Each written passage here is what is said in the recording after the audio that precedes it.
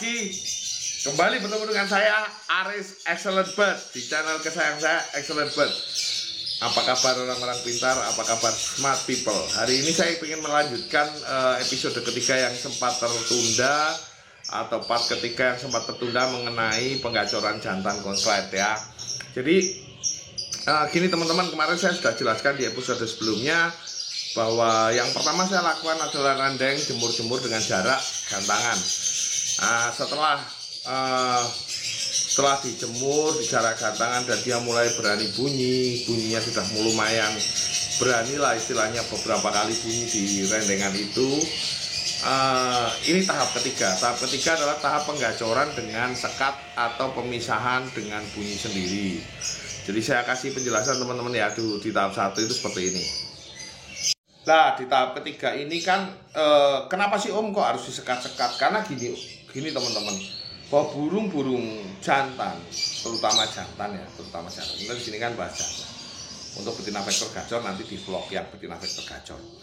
Nah, untuk burung jantan, untuk bunyi bareng burung lain itu sangat susah. Jadi dia diberikan waktu untuk gacor sendiri.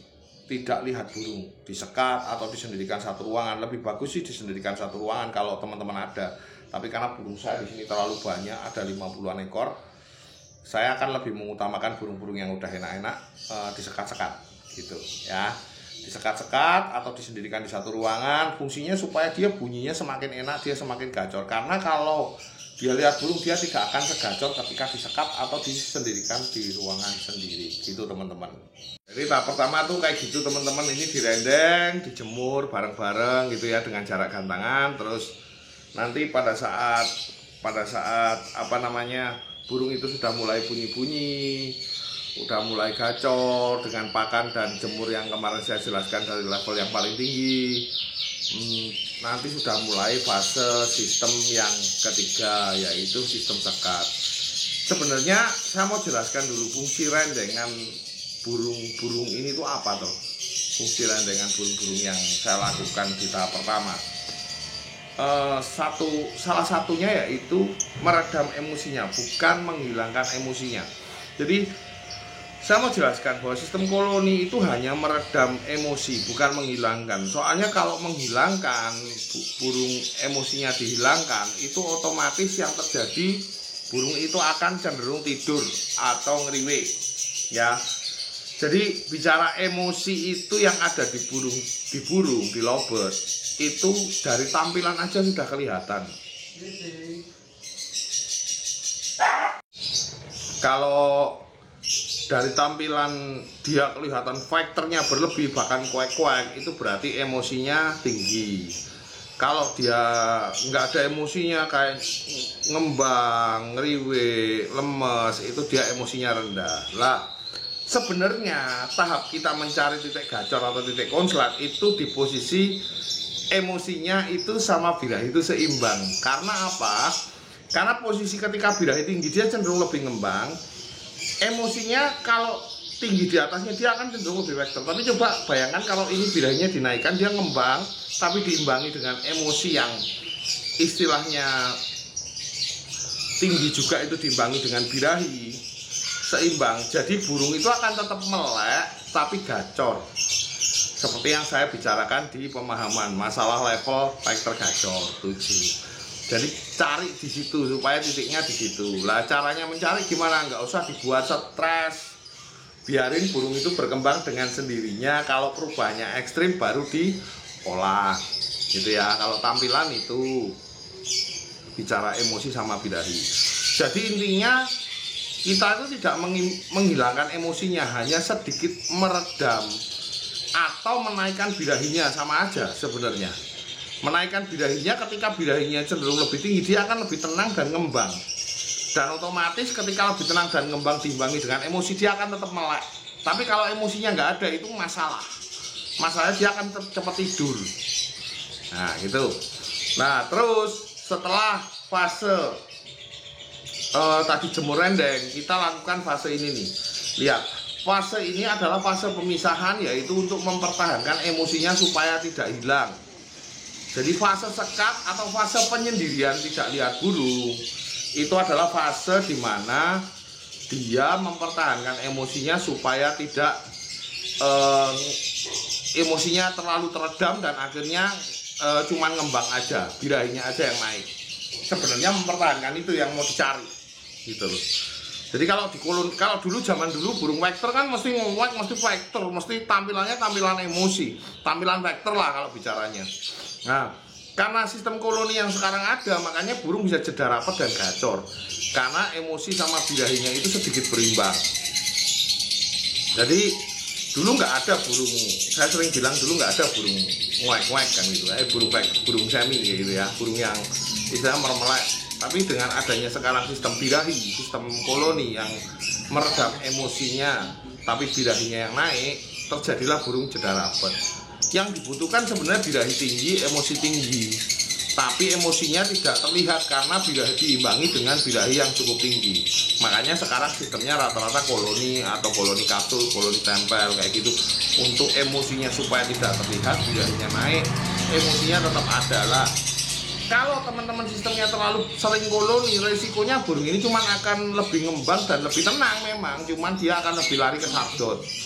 Tapi kalau ada pemisahan seperti yang saya lakukan yang di video sekarang, teman-teman akan melihat burung ini dalam kondisi yang tetap masih mempertahankan emosinya supaya tidak terlalu teredam ya.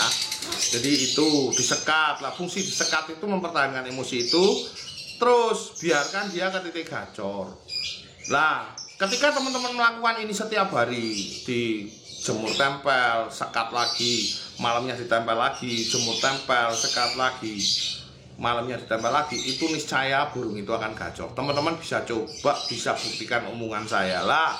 Nanti di situ akan terkotak-kotak lagi masalah jemur sama pakan. Jadi ketika kok teman-teman mengamati kok burungnya saya kok banyak kuek-kuek, artinya jemurnya bisa ditambah.